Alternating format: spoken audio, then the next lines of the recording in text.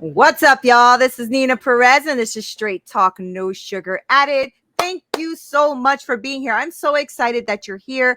This community has been growing by leaps and bounds, and I know it's because I bring you the best humans on the planet to grow, challenge, and transform your thinking. And so I found one. I found another amazing human, and here he is. His name is Tom Tonkin, and he's the CEO and founder of the Conservatory Group, an organization that provides high touch services to business executives that want to improve themselves, their teams, and their environment. You know, I am huge about impacting your teams because that's going to be a great way for you to really structure your organization and to grow moving forward. Now, he holds a Ph.D. in organizational leadership, a master in science in organizational leadership with honors. So let's just say he's a leadership expert. So here we have him. Here is Tom. How are you doing today, Tom? Neena, it's a pleasure, and I know we're going to have a great time. You bring enough energy for everybody. So I've been told. Oh, Tom, this is great. So I know I told a little bit about you, but I do want you to dig in a little bit more. Who is Tom Tonkin? I know it's a little question, but give us what you got. So my tagline is I'm a recovering executive, right? So you sit there and live in the corporate world for 25, 30 years, and you're doing the thing, and you learn stuff, and then you go back and you try to think about the sort of the legacy you want to leave. You said, how can I help people? Like, I've done a lot of informal coaching through the corporate world. I'm thinking, how more formal could I be? How could I take some of my examples and my ideas and experiences and bottling up and maybe short circuit some of that for some of the people out there? And so I'm a leadership expert. I focus a lot on sales as a functional world. Oh, good. And I've happened to be doing DE&I stuff way before D&I stuff used to be cool and and talked about. My main shtick, if you will, is research. Everything that I do is all comes from not only research but original research. And that's how I bottle up some of these ideas. Sometimes those ideas are counterintuitive, but they're always very, very helpful. So hopefully I can share some of those with your audience today. Yeah, I hope so. I do have a lot of people that are in sales. I mean, I just do. I have a lot of leaders here, a lot of leadership conversations that happen on this show, and it's for a reason. I'm a leader myself. I love what I do. I love impacting people's lives that way too, right? Like, I know that everybody's always like, "Oh, escape the corporate rat race," but I actually kind of like it, you know. So, and I think it's a different personality that comes with that. And I love leadership. I love impacting people. I love having these conversations. So, Tom, tell us a little bit about, where in the corporate world were you? Where did you come from? What field?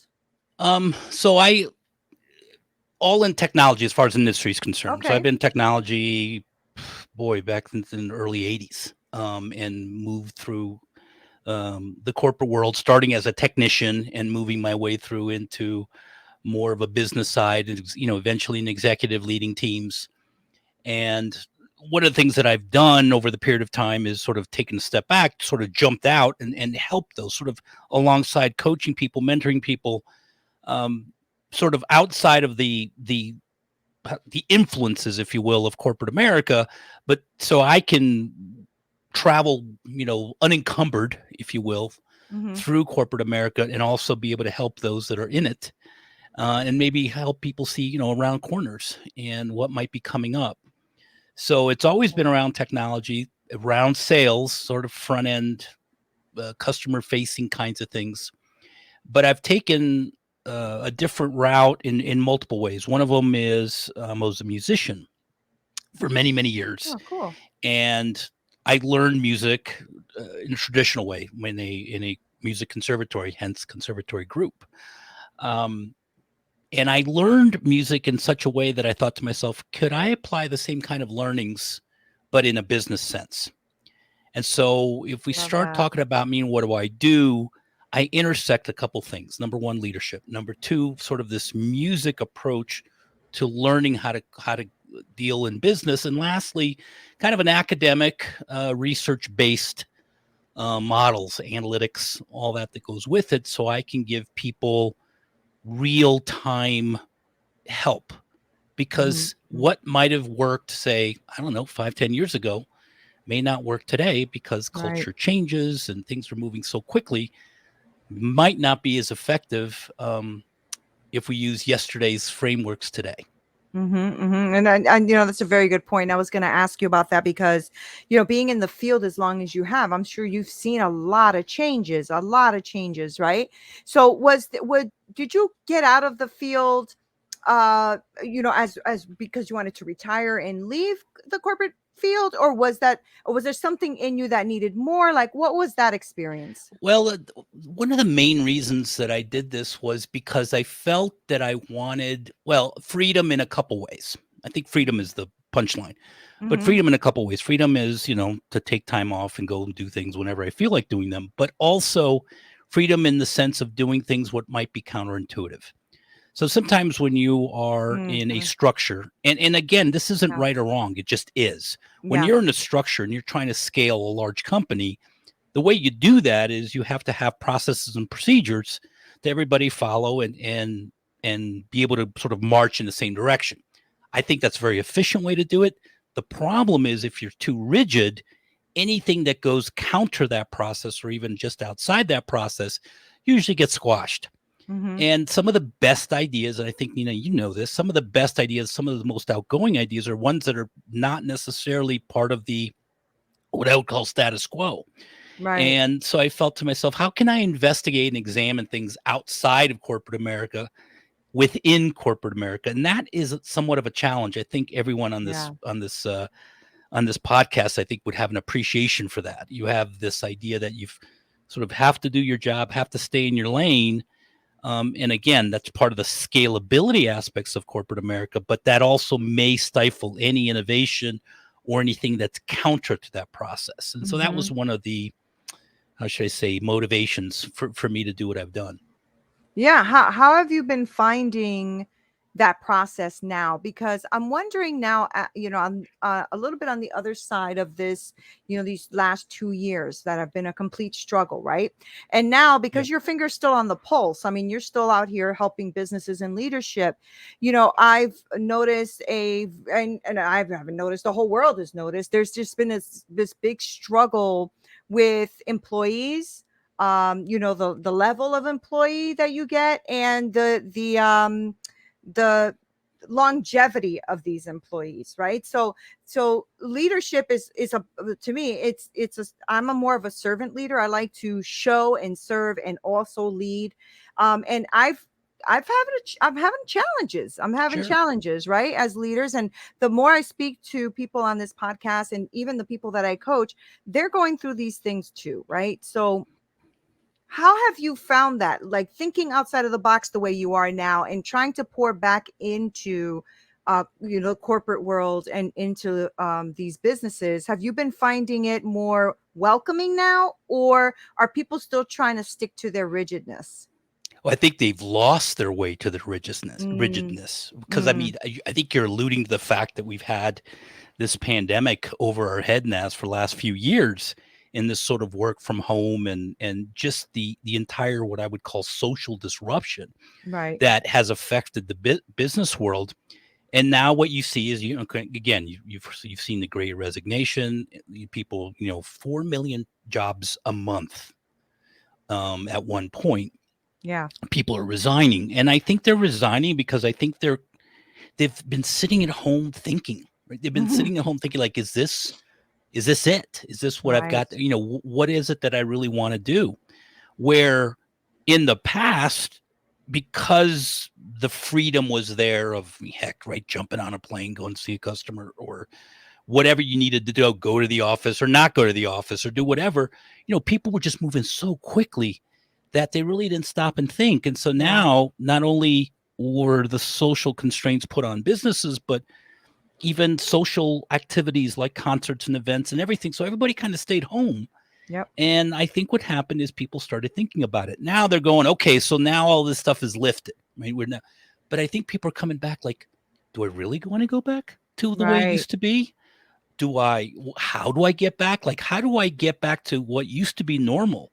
And the term I Right. use is we have a new normal. in Right. place. We have a Right. new normal in place. And so therefore, I think we have to find our way, not necessarily back, but to a different way of operation. Yeah, And I I and agree with that. that's my been observation. Lots of people that I coach and manage and help never ask me that question precisely, right? They never come out and say, "Gee, Tom, I've kind of lost my way to new normal."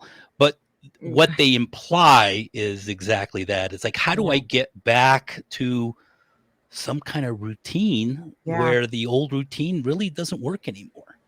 Yeah. So I And think it's that, tough. yeah, Yeah.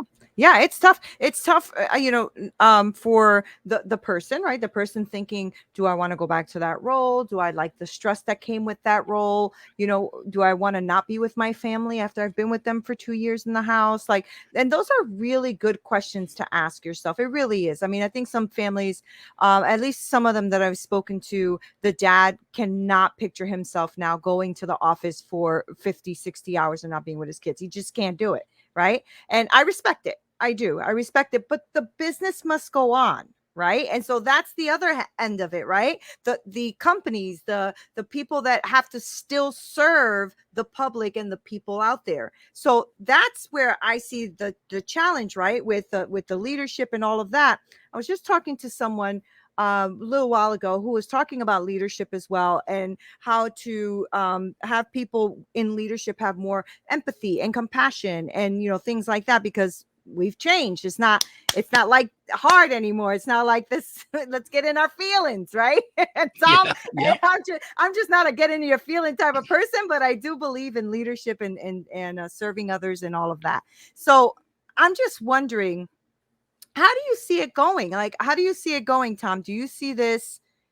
Do you feel like more leaders now are really seeking your type of services, like, seeking out, wanting to be better leaders, really trying to, like, lift up their level of empathy and servanthood and leadership and all of that? Or do you see a little bit of, what's the word I'm looking for, a little bit of resentment, maybe some pushback?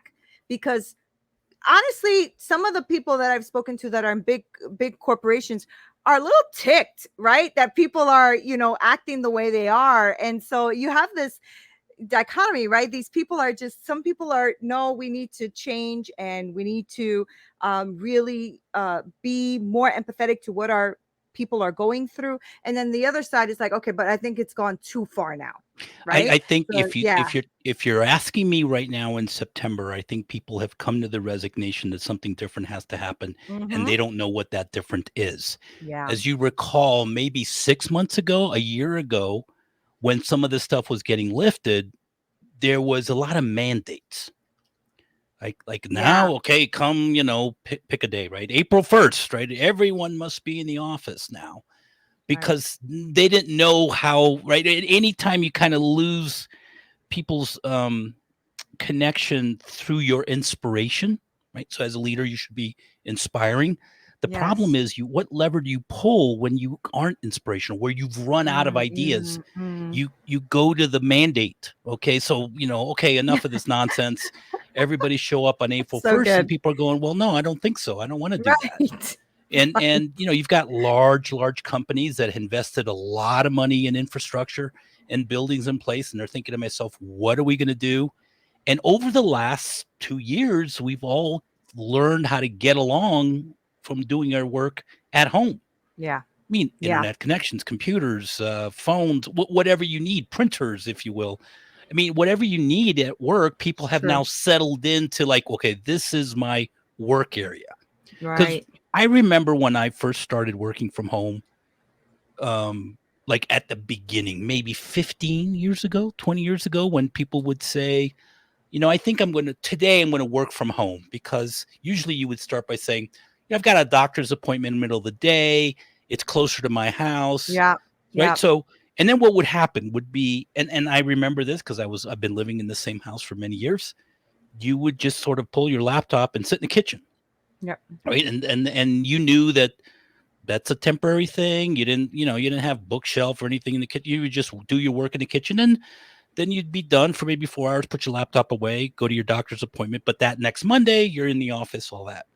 Now you got people with offices, right? Right. Now you got people with bookshelves and and office material and internet and certainly all of the tools, the rise of Zoom and all this other stuff. And people are Yeah. like wondering, it's like, why am I going home? I mean, to an office where in the past it had stuff that I didn't have at home. Mm-hmm. Now, arguably, I mean, I've been working at home for a long time, but I wouldn't even know what to do if I had to go to the office because I have an office, by the way. I have a conference room.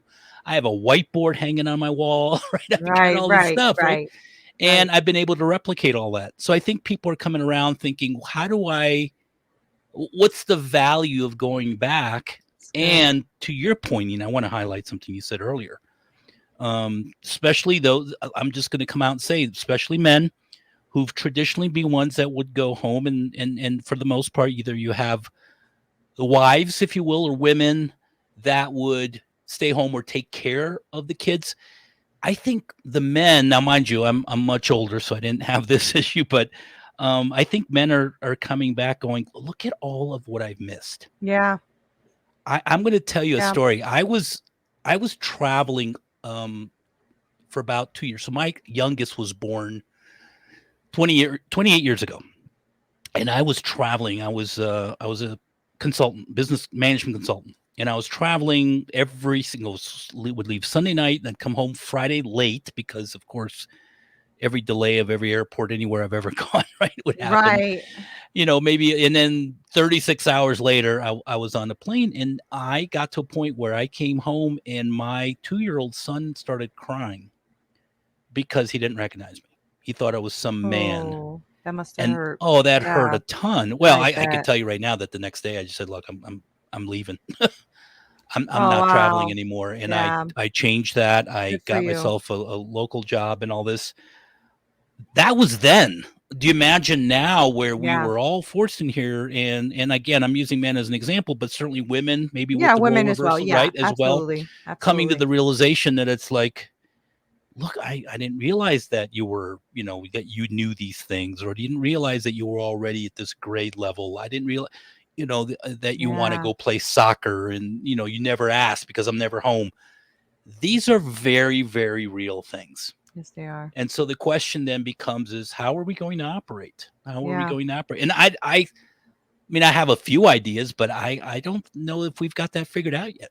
No, I don't think we do either because businesses still have to happen, right, Tom? I mean, there's still demand. There's still demand for the products. There's still demand for things, right? So I'm in a different type of field. I'm in culinary. So, I have a team of like between 17 and 20 people. And so we have to be on the grounds because it's Hmm. it's culinary. So we Sure. have to be there, right?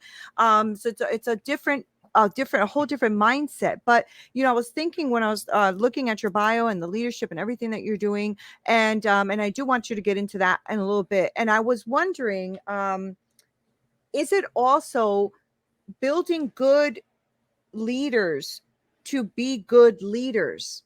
You know what I mean? Like, like I feel like more organizations need to be bringing in experts like you, Tom, to come in and teach their leaders how to be good leaders. And I think that would give people maybe that desire to want to go to work. But you don't have to go to work 5, 6 days a week, whatever that traditional way of being is. But maybe you'd want to go to work, right? I was thinking about as I'm talking to you about the food industry, and I was thinking about some of the interviews I was having for my front end, and some of them are from fast food places, right? And the one thing that they all said was the leadership was horrible. I couldn't Yeah. take it anymore, Yeah. right? Yeah. And that's sad to me because a big corporation or organization, let's say like a McDonald's or a Burger King or something like that in fast food, we're just going to use that as an example. They should be pouring into people like you that come in and teach their leaders how to be effective leaders so that you're not just putting a body in that role, right? Because let's face it, turnover is expensive, Very much right? so. Yes. Turnover is expensive. So tell me a little bit about what it is you're doing at the conservatory group. Well, how is it that you're helping organizations and leaders? So I'm going to make a sort of a pithy statement here for everybody to sort of jot down. But for the longest time, I think a lot of leaders thought leadership was building more followers. but Mm-hmm. it really is good leadership builds more leaders. Right. I agree. And that's a mind shift all by itself. It might be Mm-hmm. a nuance, but it's very big. And I'll tell you why. You have to have a lot of self-confidence. Yep. You have to be very comfortable in your skin to be able to do that. Yep. Many leaders, and it's interesting you bring up sort of that fast food chain and all that discussion. And I'm going to sort of talk about more like that work as being kind of on the ground line managers, if you Mm-hmm. will. Mm-hmm. There seems to be an underlying idea that line managers are nothing more than somebody that knows what everybody else is doing. Like, Right. for example, if I'm a line manager, say at a McDonald's, there seems to be this idea that I, as a manager, and I do believe it's part of the organization too, I just need to be able to do what all of my people do it, and I need to do it better, Right. which is just not true. Right. Because what you need to do is make sure that the proficiency of all of the work is built into your team, and that you're busy taking care of your team and Right. not necessarily doing the work. This is very big in sales, Mm-hmm. and Mm-hmm. it's a cultural thing in sales because, first of all, and this is my own personal research that I was telling you earlier, is one of the requirements for a salesperson to be promoted is they need to make sure that they meet their quota every Right. year. Right. That's interesting, but the idea that a sales manager becomes a super salesperson is Right. ridiculous. Right. Right? What they need to do is they need to become sales managers. And we have found that the skill mix from an individual contributor in sales to a sales manager, mind you, you could say that about fast food, you could say it about any line Mm-hmm. manager, Mm-hmm. is about 50% different as far as nurturing people, inspiring Right. people, directing people. When I say coaching and mentoring, I'll give you another example. Lots of times with sales leaders and sales managers, I'll say something like, well, you should be doing this, that, and the other. And people will say something like, well, I don't have any time. And I spend a significant amount of time talking about time management, Mhm. talking about what is it that you're really doing. Right. Talk about what you value. One of the exercises that I tell people about how to figure out what you value is take a look at your checkbook, take a look at your calendar. Wherever your money's going or wherever your time is going is what you value. Yep. Yep. And people sometimes are surprised. It's first of all, they rarely count that way. But my point is if you are spending all of your time in the wrong place, then obviously you can't spend that time in the right place. I mean, we all have the same 168 hours a week Right. that we have to figure out what to do with. So lots of times I'll sit there and go, let's do an audit of your calendar. Just open up your calendar and you look That's at all always this and what's fun. this? And first of all, sometimes the calendar is just empty. You mean to Right. tell me if you look at your calendar, you haven't done anything? Well, no, Tom, I don't write everything down. Okay, let's start. Well, let's start writing everything down. Right. And Right. next thing you know, you're spending an hour on this meeting and wasting your time doing something else. Heck, even scrolling TikTok, whatever, right? Mm-hmm. People Mm-hmm. spend a lot of time doing the wrong thing and you end up in the wrong place. Nobody here's another saying, nobody drifts into your desired goal, Right. right? Like it's like getting on a boat, right? And you're Right. like, I'm gonna go to South America, right? And you just get on the Right. boat and you just don't do anything. You just wait Right. till the waves take you to South America, and you're like, okay, here I am. And Right. that's what Right. time management is. Right? People sit there and go, okay, well, I'm just gonna do things on a daily basis, whatever shows up on my calendar and my email, and hopefully you drift into your dream Right. job or something. Right. So That has true. never happened. That's so true. So my point is, taking the boat analogy is you got to put a rudder down there. You got to put, Yeah. your oars down in the water and you have to start rowing to the place you want to be. And Right. that's using your resources, time, money, and relationships. Right. Right. So, So when somebody like who's listening right now, because I know my audience is always really engaged, and that's what I love about my audience. So if somebody wanted to work with you, what specifically do you do with them? How do you take them through your coaching or your program?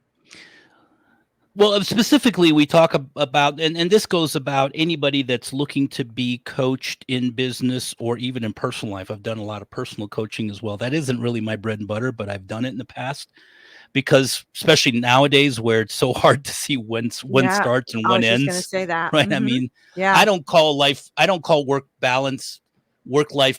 I call it work life integration right. because they It's have to good. both That's so good. coexist. Yeah, they do, So, and they do obviously now we more talk than ever.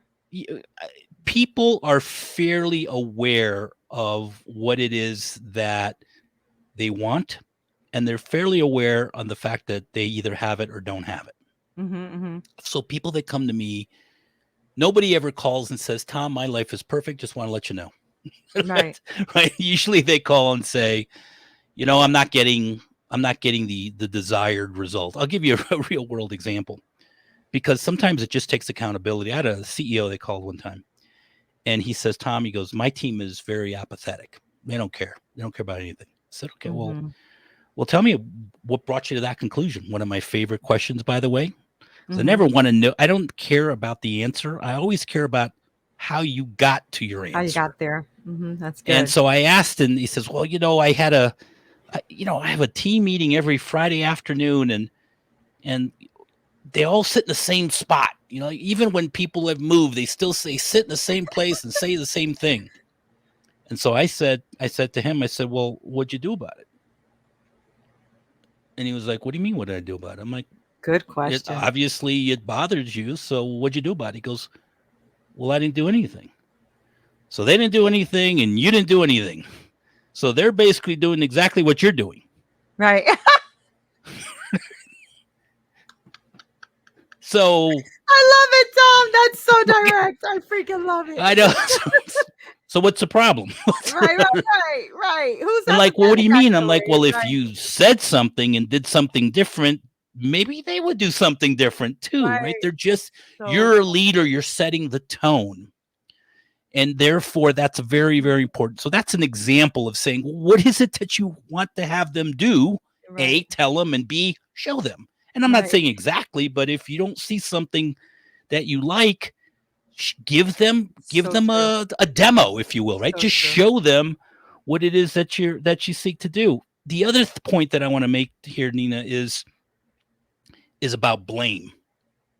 This is a very important thing I want everybody to walk away with. So many, heck, I would be as far as to say almost every time that I get on a call with somebody, it's, you ask, like, how'd you come to that conclusion? Or you'll ask, well, why do you think this is happening? That kind of thing. It's Neena's fault. It's someone else's fault. It's blah. It's Always. Yeah. it's the economy. It's like, it's all this other stuff. And I mean, and some of it I get is true, but here's the problem, folks. The minute you blame or pin the reason on something else, you also smuggle away the solution. Right. That's If good. Neena, if you're my boss and I'm unhappy, and someone says, Tom, why are you unhappy? And I say, well, it's all Neena's fault, whatever that is, fill in the blank. Well, then not only does Neena have the power, but Neena also has the solution. You Mm, also have the solution. I have smuggled away, I have abdicated the solution away from what I possibly can do. right. So if That's you want to so fix good. right, so that's why Yeah. I always ask leaders, and this is the question I always ask leaders after they give me their blame. I say, well, what was it about your leadership that made that happen? Mm-hmm. And then they'll say, well, I didn't do anything. And I'll say, well, okay, well, then exactly what was going to happen happened. I don't know what to tell you. And obviously they come to the conclusion of saying, well, I guess I should have spoken up, or I guess I should, all right. And then all of a sudden you could see the weight come off their shoulder, Right. because Right. now, even though it's always been in front of them, they feel like they have steps to take. Right. they feel like they can take some kind of leadership and direction to fix the problem. And when I think, Neena, when you and I talk about leaders, I think we're talking about everybody on the planet can be Yeah. leaders.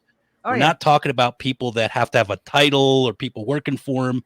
You can be a leader in anywhere you want. And that is one of the key principles to open up your eyes, is understand that once you reframe and rethink about the problem in things about you, things that you can do, it becomes liberating.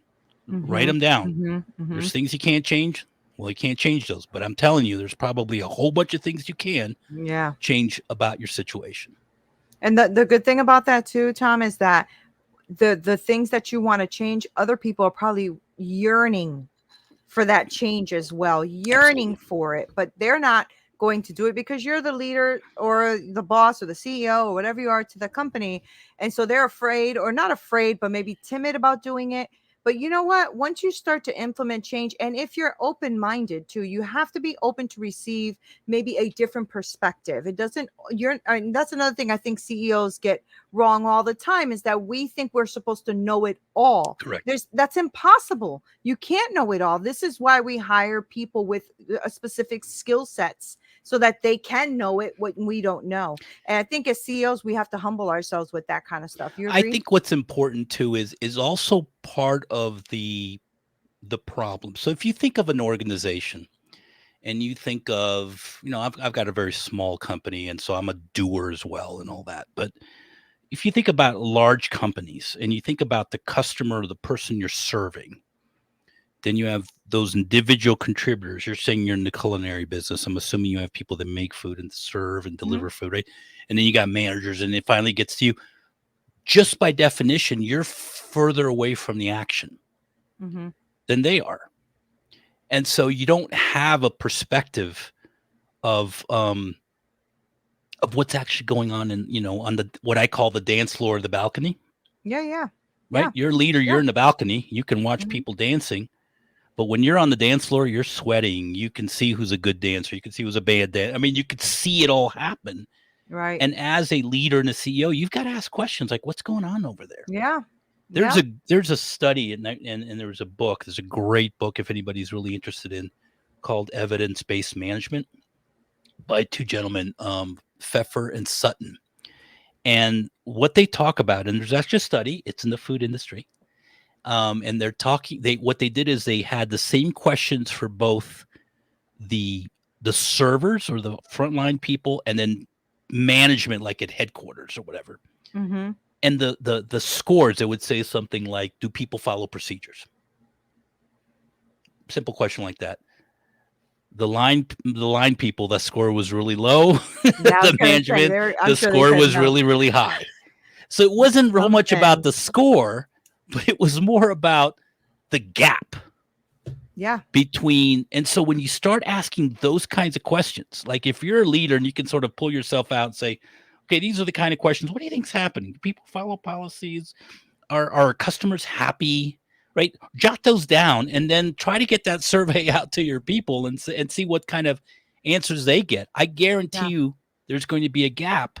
So it's not about whether it's a 1 or a 5 or whatever. It's more about how far apart that perspective is. Yeah. Yeah. And you need to close that gap. Yeah. And most likely, you as a leader that is away from the action, you're probably the one that has the wrong view or the wrong Oh yeah. expectations. 100%. And that's the good thing I think about a leader who is maybe started maybe at, I'll use the culinary since I'm in it, as a dishwasher, Hmm. right?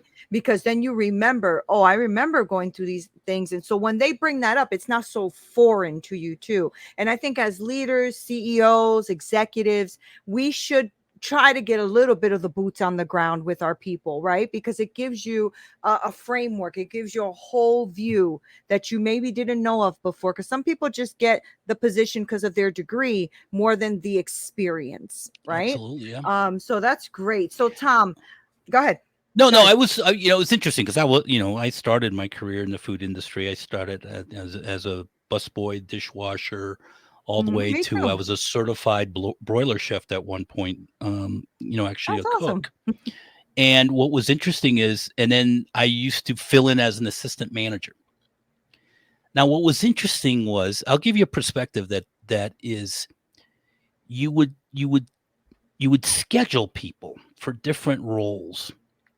And one of the things that I quickly learned, because I had these roles, is what was like outside those roles. For example, if I was sometimes I got scheduled to be the they used to be a term called float, Oh and yeah. that person would float from station to station. They had to like know a little bit about everything, Hmm. but usually they were tasked to like do the heavy cleaning, like cleaning the grill, or mopping the floor in the back or something like that. And what would be interesting is, let's say you knew that the next day that person had an important event. When you left that restaurant, you were filthy. Right. And then you're thinking, so I'm going to take a shower and do all this. So you're thinking, this is going to take a while. So I probably shouldn't put them in that job. I should probably put them like as the drink server, because it's not such a filthy job. And they'll be able to, get their act together sooner because they had this event coming up. Those when you're able to personalize that leadership, that's when you become the most effective and most Yeah, useful good. to your That's people. good. That is really, really good and a great example, because it's extremely true. I mean, all of that is really, really true, and something that, as CEOs and all of you guys who are listening, who are CEOs and leaders and thought leaders and all that great stuff, these are great, great nuggets of gems that Tom is dropping here. And Tom, thank you so much for being on Straight Talk, because these are the kind of conversations I like to have, because I feel like conversations like this start to impact people's thinking, which then start to impact the way they do things. So this is important. I love leadership. I love this kind of stuff. So thank you for being here and taking the Thank time to you. spend here with my audience. And so before I let you go, though, Yeah. you have a lot of knowledge. So I want to make sure that my people know how to get in contact with you, work with you, all that great stuff. So give that to us. Yeah. So one of my fun party tricks is that if you go to Google and type in Tom Tonkin, the whole first page of Google search is all of my work. All right, And Tom. All yeah, right. so you'd be hard pressed to miss me, but certainly LinkedIn and Twitter. Okay. My phone number is even out there. My email's out there. I try to make it really low barrier of entry to get a hold of me. I'm Hmm. not ceremonious about how to do things, so Right. you'd be hard pressed not to find me. All right. Go ahead, Tom, with your bad self. Thank you so much. I really Thank you, appreciate Neena. your time. Thank you. Thank you. Thank you guys so much for everything, like all of the amazing feedback and downloads and all this great stuff that you guys have been doing and supporting the people that are on this show. You guys know that I like to bring people on here that are really going to talk to you about something that's going to transform the way you think. And I think Tom has definitely delivered on that. So make sure you guys follow him. You heard him. He's #1 on Google. Once you type his name, go ahead and do that.